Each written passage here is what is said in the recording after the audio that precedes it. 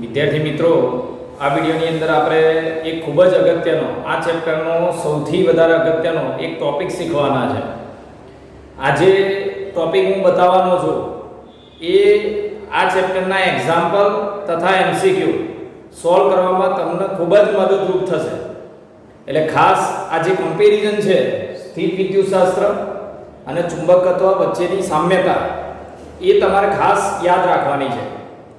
હવે સ્થિર વિદ્યુતશાસ્ત્રના ઘણા બધા સૂત્ર તમે જાણો છો અને ચુંબકત્વના સૂત્ર આપણે બનાવવાના છે તો યાદ રાખવાના છે. બરોબર? ચલો પહેલા એક વસ્તુ સમજી ગઈ આપણે અહીંયા. વિદ્યુત ડાયપોલ અહીંયા વિદ્યુત ડાયપોલમાં એક છેડો ધન હોય, એક છેડે ધન વિદ્યુતભાર હોય, બીજા છેડે ઋણ વિદ્યુતભાર હોય અને બંને વચ્ચેનું જે અંતર છે બે વિદ્યુતભારો વચ્ચેનું અંતર પરિમિત જેને આપણે 2a ધારીએ છીએ. બરોબર? ચાલો તો એ જ રીતે ચુંબક, ગજિયો ચુંબક અથવા તો સોલેનોઇડ, ગજિયો ચુંબક અથવા સોલેનોઇડ ટૂંકમાં કોઈ પણ એવો પદાર્થ કે જે ચુંબક તરીકે વર્તતો હોય તો એને બે ધ્રુવ હોય. જો એક n ધ્રુવ, આ ગજિયો ચુંબક છે એનો એક છેડો n એટલે આ ધન છે તો n છે, આ બાજુ ઋણ તો આ s. એક ધ્રુવ ઉત્તર ધ્રુવ અને દક્ષિણ ધ્રુવ આ રીતે બે ધ્રુવ હોય અને બંને વચ્ચેનું અંતર, બે ધ્રુવો વચ્ચેનું અંતર એટલે કે ગજિયા ચુંબકની લંબાઈ અથવા સોલેનોઇડની લંબાઈ 2a ધરવામાં આવે. જેમ અહીંયા 2a છે એમ અહીંયા 2l છે. બરોબર? ચલો હવે શરૂઆત કરીએ. આપણે એક ટેબલ બનાવીશું. આ બાજુ હું લખીશ સ્થિર વિદ્યુતશાસ્ત્ર, સ્થિર વિદ્યુતશાસ્ત્ર અને આ બાજુ હું લખીશ ચુંબકત્વ.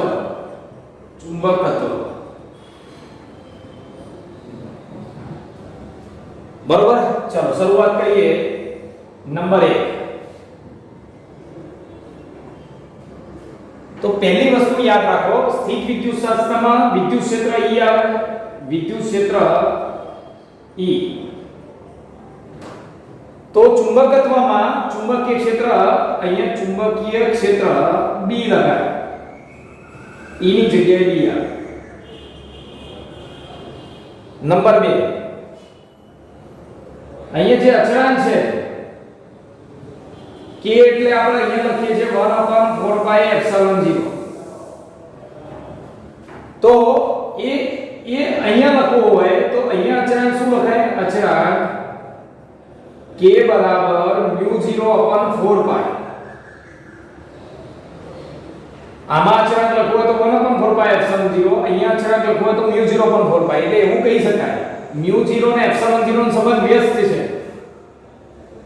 આમાં અહીંયા નંબર 3 1/ε0 તો અહીંયા લખાય μ0, 1/ε0 ની જગ્યાએ μ0 લખાય. બરોબર? ચલો આગળ નંબર 4. હવે જો વિદ્યુત ડાયપોલના એના ધ્રુવો હોય એ ધ્રુવોનું માન, વિદ્યુત ડાયપોલના ધ્રુવોનું મૂલ્ય એટલે ધ્રુવમાન કહેવાય. તો આના ધ્રુવનું માન છે એ q એટલે વિદ્યુતભાર. એટલે આમાં ધ્રુવો પર વિદ્યુતભાર હોય, ધ્રુવો પર વિદ્યુતભાર q હોય તો આના ધ્રુવોનું પણ કંઈક માન હોય, મૂલ્ય હોય કે જે ચુંબકીય ક્ષેત્ર ઉત્પન્ન કરતું હોય.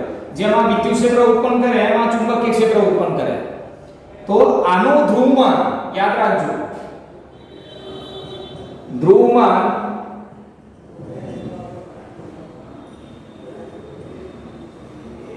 આને લખાય Pm, ધ્રુવમાન Pm.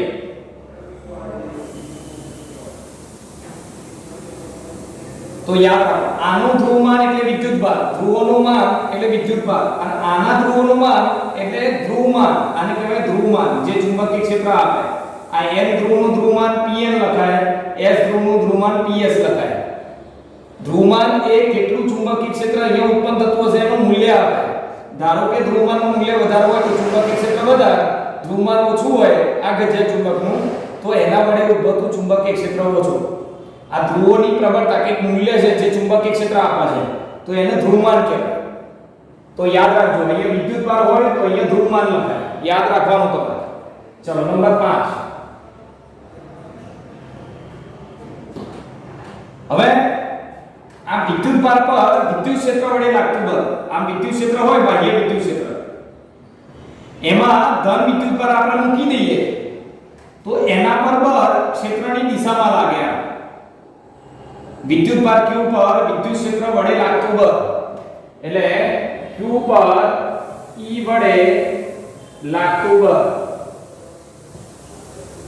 વિદ્યુતભાર પર વિદ્યુત ક્ષેત્ર વડે લાગતું બળ શું લખાય? તો q * E તમને ખબર જ છે. તો એ રીતે આ કોઈ ચુંબકીય ધ્રુવ એ ચુંબકીય ક્ષેત્રમાં રાખેલો હોય. જો આ બાહ્ય ચુંબકીય ક્ષેત્ર છે એની અંદર કોઈ ચુંબકીય ધ્રુવ હોય n ધ્રુવ pn, તો જો જેમ ધન પર લાગતું બળ ક્ષેત્રની દિશામાં હોય, બરોબર યાદ રાખો, ધન પર લાગતું બળ ક્ષેત્રની દિશામાં, એમ n ધ્રુવ એટલે ઉત્તર ધ્રુવ પર લાગતું બળ ક્ષેત્રની દિશામાં, અને p ધ્રુવમાં ધરાવતા ધ્રુવ પર ચુંબકીય ક્ષેત્ર વડે લાગતું બળ એ ચુંબકીય ક્ષેત્રની દિશામાં. અને કેટલા શું લખાય? તો જો p ધ્રુવમાં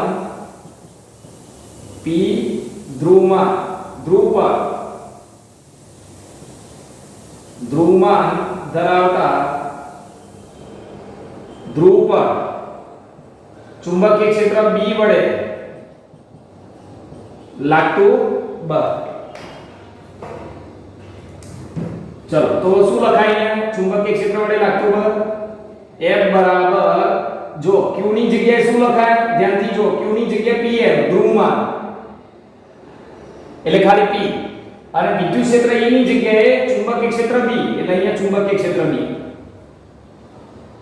તો તમે કોઈ ચુંબકીય ક્ષેત્રની અંદર p ધ્રુવમાન ધરાવતો કોઈ ધ્રુવ મૂક્યો હોય, n ધ્રુવ કે s ધ્રુવ, તો એના પર લાગતું બળ pb લખાય. હવે આમાં ખાસ ધ્યાન રાખવાનું, q પર લાગતું બળ પ્લસ q પર બળ વિદ્યુત ક્ષેત્રની દિશામાં,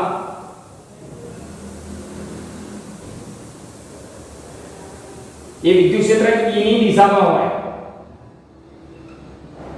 એ તમને ખબર છે. ધન વિદ્યુતભાર પર લાગતું બળ ક્ષેત્રની દિશામાં. હવે જો વિદ્યુત ક્ષેત્રની અંદર તમે ઋણ વિદ્યુતભાર મૂક્યો હોય, વિદ્યુત ક્ષેત્રની અંદર અહીંયા ઋણ વિદ્યુતભાર મૂકેલો હોય તો એના પર લાગતું બળ ક્ષેત્રની વિરુદ્ધ દિશામાં હોય.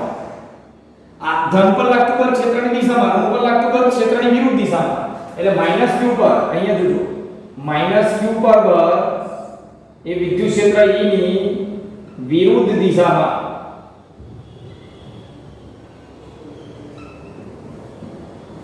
બરોબર? એ રીતે આમાં પણ આવે. જો n ધ્રુવ પર લાગતું બળ, n ધ્રુવ ધરાવતો ધ્રુવ અહીંયા ચુંબકીય ક્ષેત્ર મૂકેલો હોય તો એના પર લાગતું બળ ચુંબકીય ક્ષેત્રની દિશામાં એટલે કે B ની દિશામાં.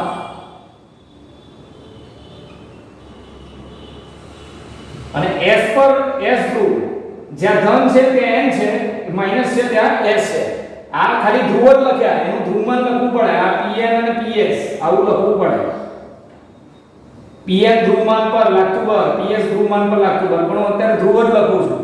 s ધ્રુવ પર લાગતું બળ એ b ની વિરુદ્ધ દિશામાં.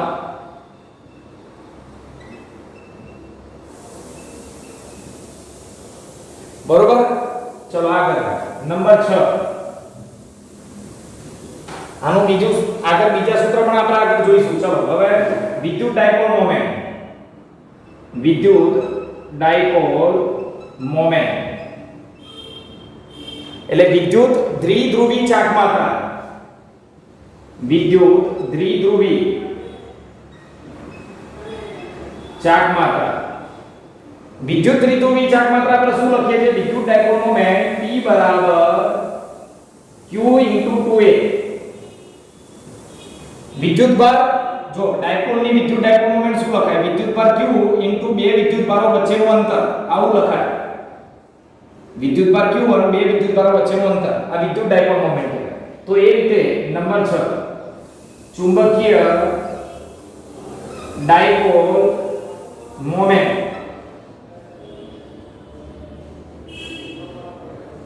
હવે ચુંબકીય ડાયપોલ મોમેન્ટ શું લખાય? તો ચુંબકીય દ્વિધ્રુવી ચાક માત્રા.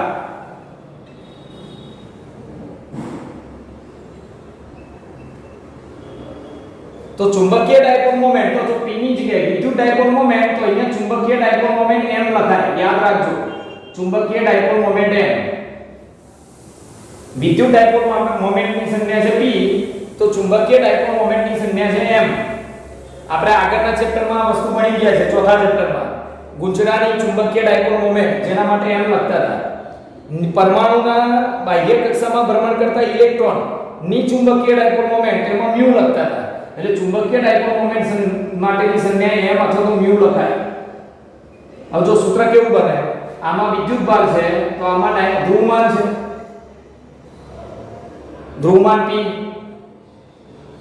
પછી આમાં અંતર 2a છે, બે વિદ્યુત ભારો વચ્ચેનું અંતર 2a. તો આમાં બે ધ્રુવો વચ્ચેનું અંતર, બે ધ્રુવો વચ્ચેનું અંતર એ 2l છે. આમાં બે વિદ્યુત ભારો વચ્ચેનું અંતર 2a, તો આમાં 2l છે. એટલે અહીંયા p * 2l આવું લખાય. ધ્રુવમાન * લંબાઈ. બરોબર? હવે યાદ રાખો, આના સિવાય પણ બીજા કેટલાક સૂત્ર છે. ડાયપોલ મોમેન્ટ બરાબર NIA. આ કોના માટે? આ અત્યારે સૂત્ર બનાવ્યું. જો આ વિદ્યુત ડાયપોલ મોમેન્ટ માટે ડાયપોલ ચાક માત્રા, વિદ્યુત દ્વિધ્રુવી ચાક માત્રા ડાયપોલ મોમેન્ટ માટે ડાયપોલ મોમેન્ટ p બરાબર q * 2a. તો આમાં ગજિયા ચુંબક માટે ડાયપોલ મોમેન્ટ, ચુંબકીય ડાયપોલ મોમેન્ટ ધ્રુવમાન * બે ધ્રુવો વચ્ચેનું અંતર એટલે 2l. બરોબર? ચલો તો આગળ જો ધ્રુવમાન * 2l. પણ એના સિવાય ડાયપોલ મોમેન્ટનું બીજું સૂત્ર પણ હતું, NIA. આ ક્યાં હતું? ગુંચરાની ડાયપોલ મોમેન્ટ, સોલેનોઇડની ડાયપોલ મોમેન્ટ, એમાં આ સૂત્ર વપરાય. તો તમારી પાસે ડાયપોલ મોમેન્ટના બે સૂત્ર થયા. ત્રીજું સૂત્ર આપણે આ પણ ચોથા ચેપ્ટરમાં મેળવેલું છે કે કોઈ પરમાણુમાં r ત્રિજ્યાવાળી કક્ષામાં ઇલેક્ટ્રોન ભ્રમણ કરતો હોય v ઝડપથી, તો એની ઇલેક્ટ્રોનની ચુંબકીય ડાયપોલ મોમેન્ટ શું થાય?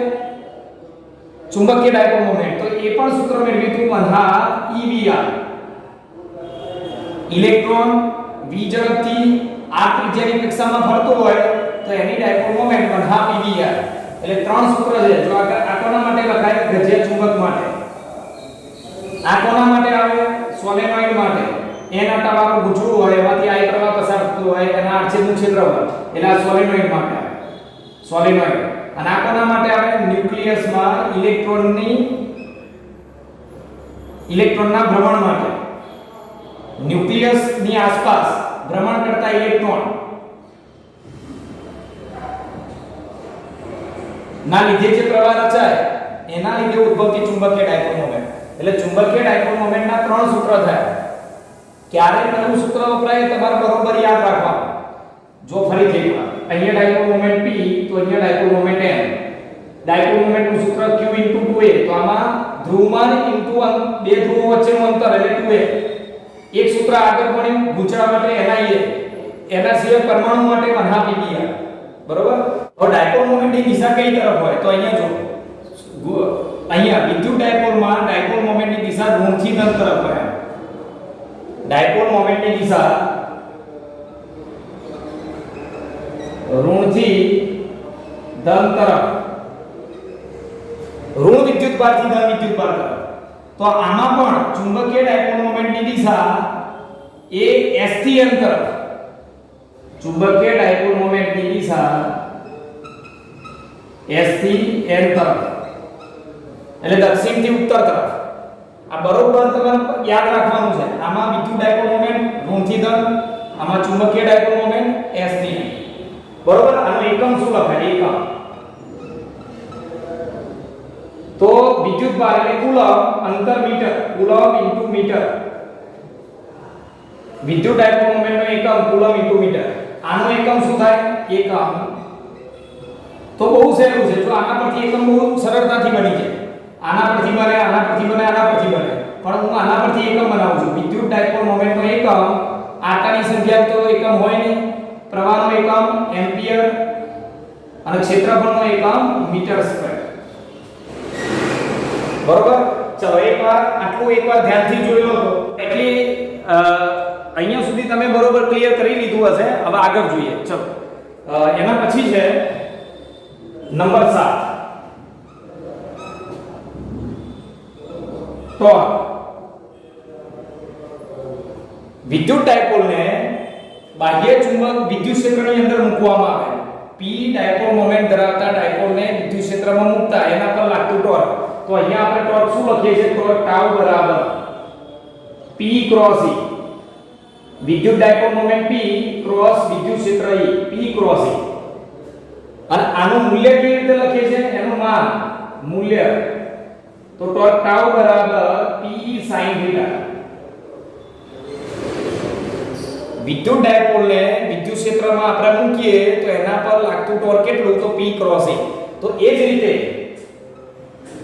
ચુંબકીય ડાયપોલ મોમેન્ટ પર લાગતું એટલે કે ગજિયા ચુંબકને m જેટલી, બરોબર યાદ રાખજો, m જેટલી ચુંબકીય ડાયપોલ મોમેન્ટ એટલે ચુંબકીય ચાર્જ માત્રા ધરાવતા ગજિયા ચુંબક કે ચુંબકીય સોય કે સોલેનોઇડ ને ચુંબકીય ક્ષેત્રમાં મૂકતા એના પર લાગતું ટોર્ક. તો એના પર લાગતું ટોર્ક લખવું હોય તો ટોર્ક ટાઉ બરાબર આમાં વિદ્યુત ડાયપોલ મોમેન્ટ આવે તો આમાં ચુંબકીય ડાયપોલ મોમેન્ટ m ક્રોસ વિદ્યુત ક્ષેત્રની જગ્યાએ ચુંબકીય ક્ષેત્ર m ક્રોસ p. જો વિદ્યુત ડાયપોલ મોમેન્ટ તો ચુંબકીય ડાયપોલ મોમેન્ટ તો p ની જગ્યાએ m લખાય, વિદ્યુત ક્ષેત્ર E તો ચુંબકીય ક્ષેત્ર B એટલે E ની જગ્યાએ B લખાય. મૂલ્યમાં લખવું હોય આ ટોર્કને તો ટોર્ક ટાઉ બરાબર mb sin થીટા. હવે આના પણ હું 4 કિસ્સા બતાવું છું, ધ્યાન આપજો. 3 કિસ્સા અલગ અલગ બતાવીશ. જગ્યા નથી એટલે હું લખીશ નહીં. બરોબર. અહીંયા બીજો એક ટેબલ બનાવવું પડશે આપણે, એટલે તમારે ખાસ ધ્યાન રાખવાનું. પહેલા P અને E એકબીજાને સમાંતર હોય. આ નંબર 1.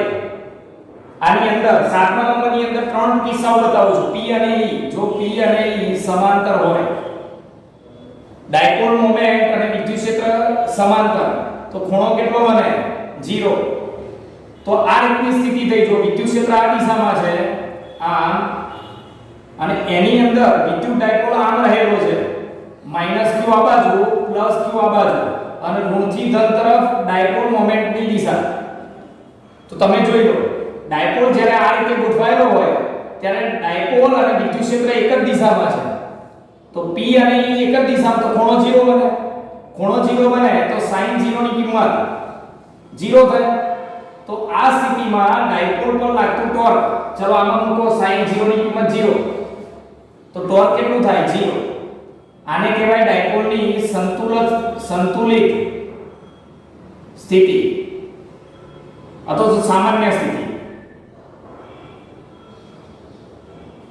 હંમેશા ડાયપોલને ગમે તે ખૂણે મૂકો, તમે આમ ત્રાસો ગમે તે ખૂણે આમ મૂકો પણ એ વિદ્યુત ક્ષેત્રના કારણે એના પર ટોર્ક લાગવાથી આ દિશામાં આયન ગોઠવાઈ જાય. આ સ્થિતિમાં આયા પછી કોઈ ટોર્ક લાગે નહીં, એટલે આ એની સંતુલિત સ્થિતિ થઈ. બરોબર. એટલે સંતુલિત સ્થિતિ અથવા સામાન્ય સ્થિતિમાં ખૂણો 0 બને, P અને E વચ્ચેનો ટોર્ક 0 થાય. જો m ડાયપોલ ચુંબકીય ચાર્જ માત્રા ધરાવતો કોઈ ચુંબકીય ધ્રુવ ચુંબકીય ક્ષેત્રને સમાંતર હોય તો થીટા કેટલો બને? 0. ચલો આ સ્થિતિ જોવી હોય તો ચુંબકીય ક્ષેત્ર આ દિશામાં છે, ધ્યાનથી જોજો. ચુંબકીય ક્ષેત્ર આ તરફ, અને એની અંદર m ડાયપોલ મોમેન્ટ ધરાવતો કોઈ ગજિયો ચુંબક અથવા સોલેનોઇડ એ રીતે મૂકેલો હોય કે આ બાજુ n આ બાજુ s. હવે તમને ખબર છે આની ચુંબકીય ચાર્જ માત્રા કઈ દિશામાં હોય? ચુંબકીય ડાયપોલ મોમેન્ટ s થી n તરફ. આ ઋણથી ધન તો આ s થી n, તો m પણ આમ થયો અને ચુંબકીય ક્ષેત્ર પણ આમ થયું, બંને એક જ દિશામાં, તો ખૂણો 0, sin 0 ની કિંમત 0, તો આના પર લાગતું ટોર્ક 0 થાય. આ એની સંતુલિત સ્થિતિ થાય. એટલે આ જ એનો જવાબ આવે. ચલો નંબર 2. જો P અને E પ્રતિ સમાંતર હોય, બરોબર. અહીંયા કેવું હોય તો ડાયપોલ મોમેન્ટ m અને ચુંબકીય ક્ષેત્ર B એ પ્રતિ સમાંતર એટલે વિરુદ્ધ દિશામાં હોય તો બંનેમાં સ્થિતિ જો વિદ્યુત ક્ષેત્ર આમ અને ડાયપોલ ઊંધો ગોઠવાયેલો હોય ધન આ બાજુ ઋણ આ બાજુ એટલે ડાયપોલ મોમેન્ટ ઋણથી ધન તરફ આમાં તમે જોવું હોય તો ચુંબકીય ક્ષેત્ર આ રીતે અને ગજ્યો ચુંબક અથવા સોલેનોઇડ કોઈ પણ ચુંબકીય ધ્રુવ એ આ રીતે ગોઠવાયેલો હોય તો S થી N તરફ ચુંબકીય ચાક માત્ર જો બંનેની દિશા વિરુદ્ધ હોય આમાં વિરુદ્ધ હોય તો થીટા કેટલો બને બંને માટે કોમન થીટા બરાબર 180 sin 180 ની કિંમત તો પણ 0 થાય તો આમાં પણ ટોર્ક 0 થાય આમાં પણ ટોર્ક 0 થાય આ એની અસંતુલિત સ્થિતિ કહેવાય અસંતુલિત સ્થિતિ અથવા તો અસામાન્ય સ્થિતિ બરોબર અને નંબર 3 ત્રીજો પોઈન્ટ ખાસ આ બધા પોઈન્ટ તમારે યાદ રાખવાના છે જો P અને E પરસ્પર લંબ હોય વિદ્યુત ડાયપોલ મોમેન્ટ અને વિદ્યુત ક્ષેત્ર પરસ્પર લંબ હોય તો ખૂણો છે ને એ રીતે આમાં લખવું હોય તો ચુંબકીય ડાયપોલ મોમેન્ટ જો ચુંબકીય ડાયપોલ મોમેન્ટ m અને ચુંબકીય ક્ષેત્ર લંબ હોય તો હવે કેવી સ્થિતિ હોય જો વિદ્યુત ક્ષેત્ર આમ હોય અને ડાયપોલ આમ ગોઠવાયેલો હોય ધન આ બાજુ ઋણ આમ બરોબર અહીંયા ચુંબકીય ક્ષેત્ર આમ હોય અને ગજ્જો ચુંબક આ રીતે ગોઠવાયેલો હોય n અને s એટલે ડાયપોલ મોમેન્ટ s થી n તરફ આમાં ડાયપોલ મોમેન્ટ માઈનસ થી પ્લસ તરફ p ઋણ થી ધન આમ ઉપર હોય તો ખૂણો કેટલો બનેલો 90 નો ખૂણો 90 બને તો sin 90 ની કિંમત 1 તો બંનેમાં કિંમત તમે મૂકો તો આમાં ટોર્ક ટાઉ બરાબર p એટલે મહત્તમ અને આમાં ટોર્ક ટાઉ બરાબર mb p ની જગ્યાએ m e ની જગ્યાએ b એટલે mb આમાં ટોર્ક મહત્તમ તો આ સ્થિતિમાં ડાયપોલ પર ચુંબકીય ડાયપોલ વિદ્યુત ડાયપોલ બંને પર લાગતું બળ મહત્તમ ટોર્ક મહત્તમ થાય તો આ અગત્યના એક માર્કના એમસીક્યુ છે આ વસ્તુ તમારે ધ્યાન રાખવાની બરોબર તો હું આને પૂછી નાખું છું અને જો આનો આલેખ દોરવો હોય ને ટોર્ક વિરુદ્ધ ખૂણાનો આલેખ થીટાનો આલેખ બરોબર તો કયો વિધેય છે જો તો આ sin વિધેય છે બંનેમાં તો આલેખ કેવો આવે sin વિધેય અનુસાર આવે આમ sin વિધેય અનુસાર વધઘટ થાય 0 પછી π/2 પાઈ 3π/2 અને 2π sin વિધેય અનુસાર ટોર્ક બદલાય આગળ નંબર 8 ડાયપોલની સ્થિતિ ઊર્જા આ 7મો નંબર હતો એટલે 8મો નંબર ડાયપોલની વિદ્યુત ડાયપોલની સ્થિતિ ઊર્જા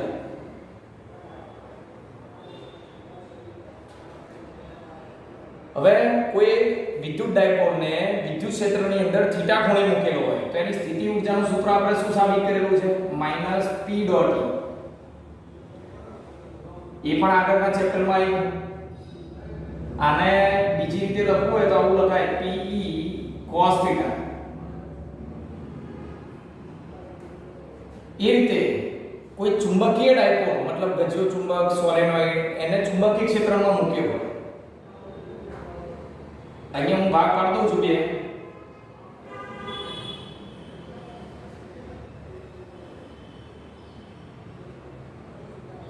બરોબર ચુંબકીય ડાયપોલને ચુંબકીય ક્ષેત્રની અંદર મૂક્યો હોય તો એની સ્થિતિ ઊર્જા શું થાય સ્થિતિ ઊર્જા તો સ્થિતિ ઊર્જા u બરાબર વિદ્યુત ડાયપોલ મોમેન્ટ તો અહીંયા ચુંબકીય ડાયપોલ મોમેન્ટ વિદ્યુત ક્ષેત્ર તો અહીંયા ચુંબકીય ક્ષેત્ર એટલે m dot b minus m dot b બરોબર સ્થિતિ ઊર્જા બીજી રીતે લખવો તો -mb cos થીટા આ રીતે લખાય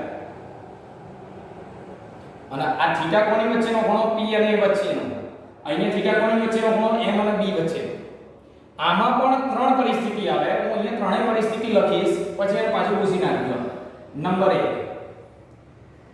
જો p અને e સમાંતર હોય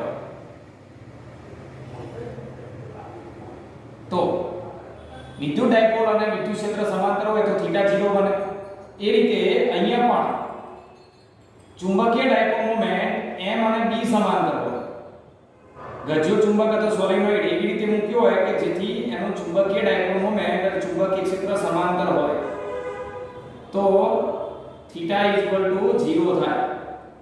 એટલે ફરીથી એકવાર કે સમાંતર એટલે વિદ્યુત ક્ષેત્ર આ અને ડાયપોલ આ રીતે મૂક્યો હોય +q અને -q.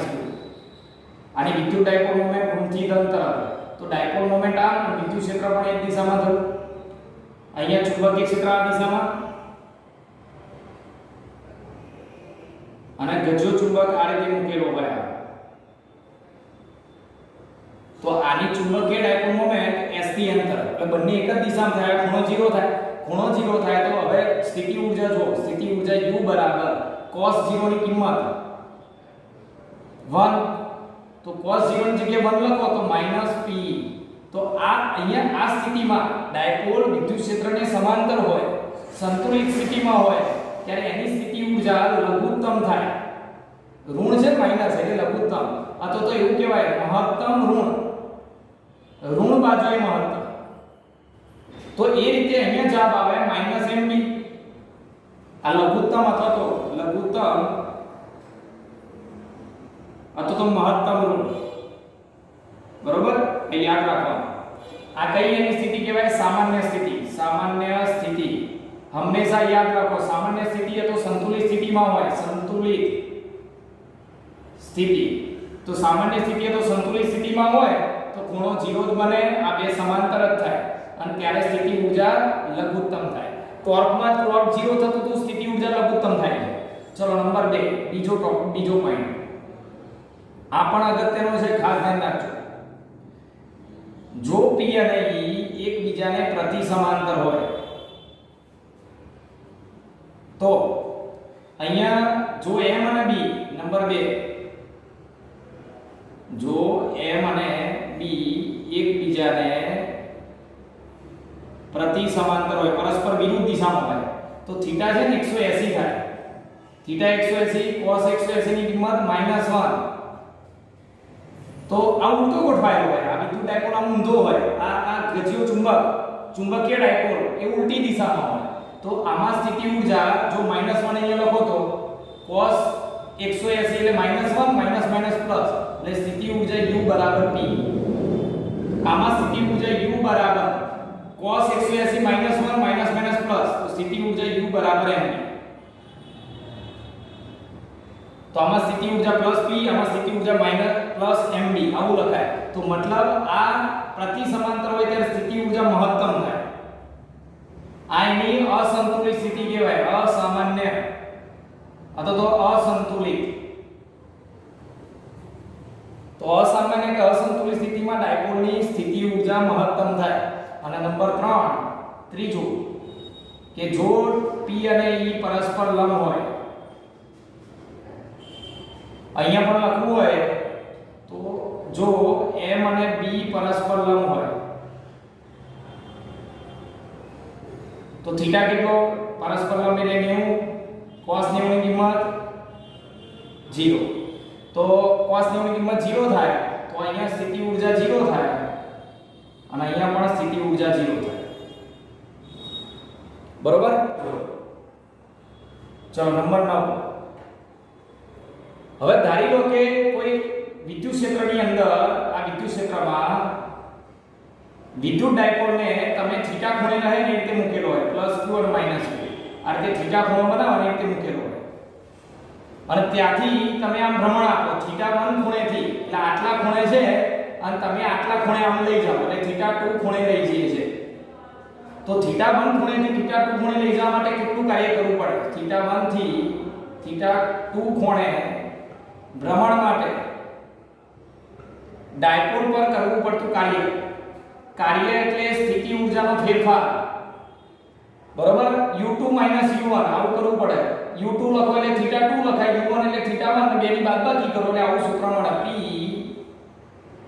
યાદ રાખજો, p આ પણ આગળના ચેપ્ટરમાં આપણે કરાવ્યું છે, cos θ1 - cos θ2. ડાયપોલને વિદ્યુત ક્ષેત્રમાં θ1 ખૂણેથી θ2 ખૂણે લઈ જવા માટે કરવું પડતું કાર્ય એટલે p cos θ1 - cos θ2. એ રીતે આની અંદર ગજિયા ચુંબકને θ1 થી θ2 કોણે ભ્રમણ માટે કાર્ય તમે ગજિયા ચુંબકને તો ચુંબકીય ડાયપોલને θ1 ખૂણેથી θ2 ખૂણે લઈ જાઓ તો તમારે કેટલું કાર્ય કરવું પડે? કાર્ય W બરાબર mb p ની વિદ્યુત ડાયપોલ મોમેન્ટ, ચુંબકીય ડાયપોલ મોમેન્ટ, વિદ્યુત ક્ષેત્ર, ચુંબકીય ક્ષેત્ર cos θ1 cos θ2. એટલે ધારી લો કે તમને આપ્યું હોય 60 ના ખૂણેથી 90 ના ખૂણે લઈ જવા માટે કેટલું કાર્ય કરવું પડે? તો પહેલા 60 નો ખૂણો પછી 90 નો ખૂણો, પહેલા 60 નો પછી 90. એટલે પહેલો ખૂણો જે હોય એ લખવાનો, પછી તમને એવું લખ્યું હોય સામાન્ય સ્થિતિમાંથી અસામાન્ય સ્થિતિમાં લઈ જવા માટે કેટલું કાર્ય કરવું પડે?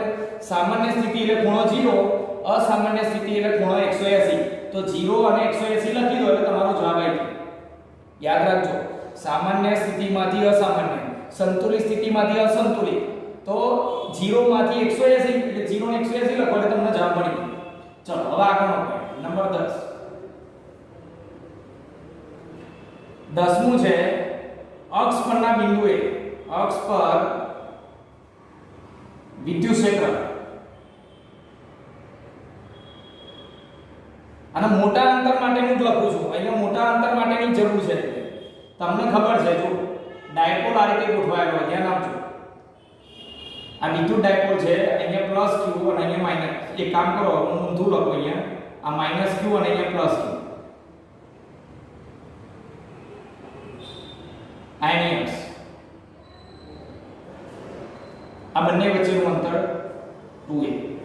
હવે ડાયપોલની અક્ષ પરના બિંદુએ એટલે r અંતરે આવેલા બિંદુએ કેન્દ્રથી જો ઉગમ બિંદુ અહીંયા મૂકીએ છે, ડાયપોલની અક્ષ પરના બિંદુએ મોટા અંતરે r greater than 2a હોય.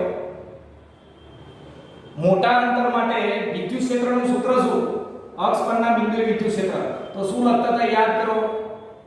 ડાયપોલ વડે અક્ષ પરના બિંદુએ વિદ્યુત ક્ષેત્ર શું સૂત્ર હતું? 2kp r3. ડાયપોલ વડે અક્ષ પરના બિંદુએ મોટા અંતરે આવેલા બિંદુએ વિદ્યુત ક્ષેત્ર 2kp r3.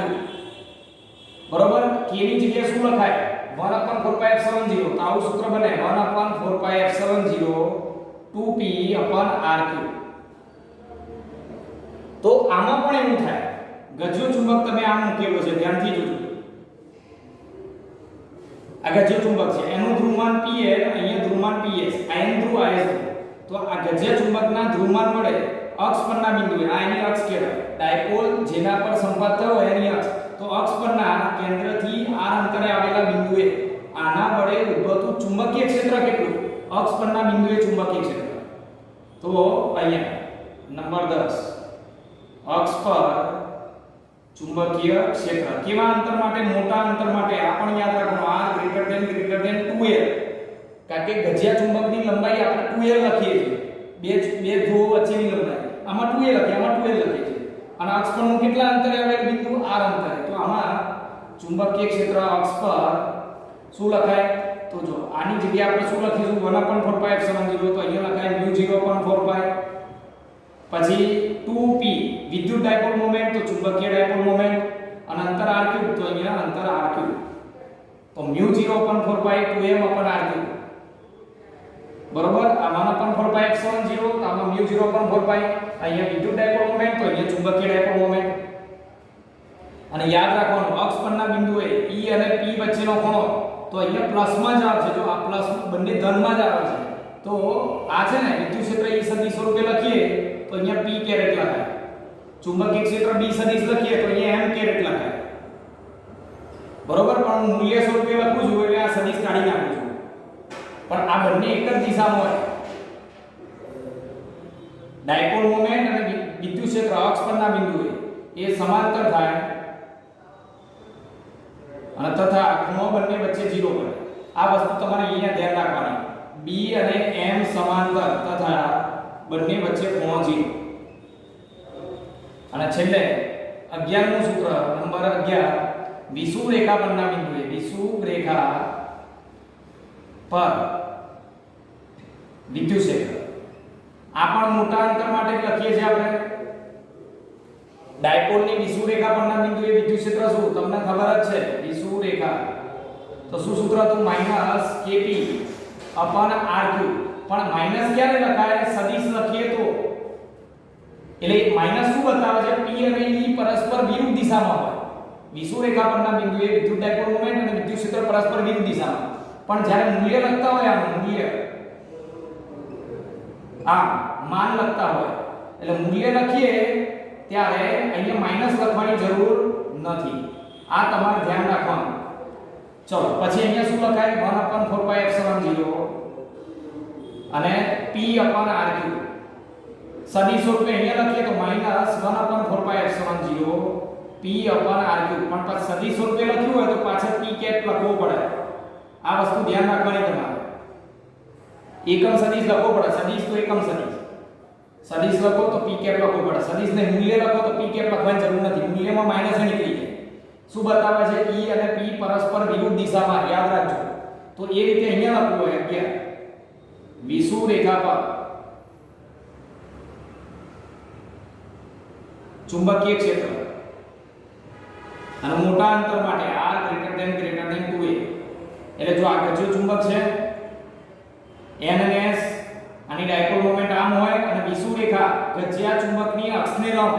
આ ગજ્યો ચુંબક એટલે ચુંબકીય ડાયપોલ છે, એની અક્ષને જે લંબ અક્ષ હોય એને વિષુવરેખા કહેવાય. અને વિષુવરેખા પર આ બિંદુ ખૂબ જ મોટા અંતરે આવેલું હોય. અથવા નાનું અંતર દોર્યું છે, બહુ વધારે અંતર હોય તો એ વખતે સૂત્ર કેવું બને? વિષુવરેખા પરના બિંદુએ જો સદિશો રૂપે લખું તો કેવી રીતે લખાય? -1/4πε0 તો μ0/4π. ડાયપોલ મોમેન્ટ p તો અહીંયા ચુંબકીય ડાયપોલ મોમેન્ટ m, નીચે અંતર r3 તો r3 અને m કેપ. અને મૂલ્ય સ્વરૂપે લખીએ તો માઈનસ લખવાની જરૂર નથી. μ0/4π m/r3. તો જો વિષુવરેખા પર અને અક્ષ પરના સૂત્રમાં શું ફેર છે? ગજ્યો ચુંબક અથવા સોલેનોઇડ ચુંબકીય ડાયપોલ એના વડે અક્ષ પર વિદ્યુત ક્ષેત્રમાં 2 આવે, વિષુવરેખા પર 2 ના. μ0/4π 2m/r3 μ0/4π m/r3. સદિશો રૂપે લખો તો p m કેપ, સદિશો રૂપે લખો તો m કેપ. પણ આ બંને એક જ દિશામાં હોય, આ બંને વિરુદ્ધ દિશામાં હોય. b અને m વિરુદ્ધ દિશામાં. બરોબર? એટલે અહીંયા સુધી તમને બરોબર ક્લિયર થઈ ગયું હશે. આ b અને m છે એ પરસ્પર આપણે કેવા લેવાના છે? વિરુદ્ધ દિશામાં. યાદ રાખજો. આ b અને m પરસ્પર વિરુદ્ધ દિશામાં. જગ્યા નથી એટલે હું નથી લખતો. અને છેલ્લો પોઈન્ટ હવે ધ્રુવમાન. ધ્રુવમાનનું એક બીજું સૂત્ર બની શકાય. જો ધ્રુવમાન p બરાબર આ ચુંબકીય ડાયપોલનું અપન અંતર એટલે આનું બીજું સૂત્ર બને m/2a. તમને ડાયપોલ મોમેન્ટ આપી હોય ધ્રુવમાન લાવવું હોય તો તમે લાવી શકો. ધ્રુવમાન પરથી ડાયપોલ મોમેન્ટ આવે તો ડાયપોલ મોમેન્ટ પરથી ધ્રુવમાન પણ લાવી શકાય. એટલે 2l છેદમાં જાય. હવે એકમ શું થાય? ધ્રુવમાનનો એકમ. આનો એકમ તો કુલમ્બ થાય. તો ધ્રુવમાનનો એકમ શું? તો આનો ડાયપોલ મોમેન્ટનો એકમ હતો આ રહ્યો. ડાયપોલ મોમેન્ટનો એકમ એમ્પિયર * મીટર સ્ક્વેર. અને નીચે અંતર એનો એકમ મીટર. તો મીટર કેન્સલ. તો ધ્રુવમાનનો એકમ એમ્પિયર * મીટર થાય. આ ખાસ ધ્યાન રાખવાનું. આ પોઈન્ટ પણ તમારે ધ્યાન રાખવાનું છે. તો વિદ્યાર્થી મિત્રો, આજે મેં બાબત બતાવી એ તમે ખાસ 2 વાર રિપીટ કરી ચેક કરજો અને યાદ રાખજો. તો તમને આ ચેપ્ટરના મોટા ભાગના બધા દાખલા સરળતાથી તમે ગણી શકશો. બરોબર? ચલો હવે છેલ્લે હજુ બીજા બે ત્રણ પોઈન્ટ છે પણ બતાવી દઉં. હવે વિદ્યુત ડાયપોલને વિદ્યુત ક્ષેત્રની અંદર થીટા ખૂણે મૂકેલો હોય અને પછી ત્યાંથી છોડી દેવામાં આવે. જો આ રીતે વિદ્યુત ડાયપોલ વિદ્યુત ક્ષેત્રમાં થીટા ખૂણે મૂકેલો છે આ રીતે +q અને -q. હવે અહીંયાથી તમે છોડી દો એટલે એના પર ટોર્ક લાગે. ટોર્ક લાગે એટલે આમ ભ્રમણ ચાક ગતિ થાય, સરળ આવર્ત ગતિ થાય. તો આ ચુંબકીય ક્ષેત્ર B છે. આ ચુંબકીય ક્ષેત્ર B અને એની અંદર કોઈ ચુંબકીય ડાયપોલ મતલબ ગજ્યો ચુંબક તમે આ રીતે મૂકેલો છે થીટા ખૂણે. એની ચુંબકીય ડાયપોલ મોમેન્ટ આમ આવે, એનો અહીંયા ખૂણો થીટા બનાવે. આ વિદ્યુત ડાયપોલ મોમેન્ટ આમ આવે, થીટા ખૂણો બનાવે. હવે આને છોડી દો એટલે આના પર ટોર્ક લાગે. ટોર્ક લાગે એટલે એને ચાક ગતિ થાય. 2π √I/p અને અહીંયા IP/I. આમાં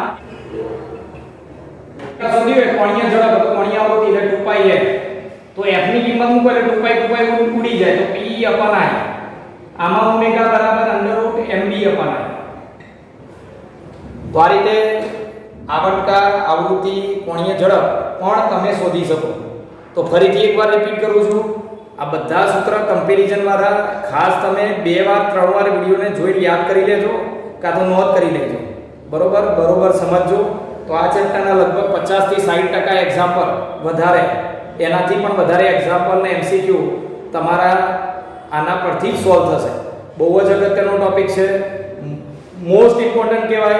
પરીક્ષામાં પૂછાવાનું નથી પણ એમસીક્યુ ને એક્ઝામ્પલ સોલ્વ કરતી વખતે આ બધાની જરૂર પડવાની છે. બરોબર. તો અહીંયા આપણો આજનો ક્લાસ પૂરો કરીએ છીએ. બધાને જય સ્વામિનારાયણ, જય શ્રી કૃષ્ણ, જય હિન્દ.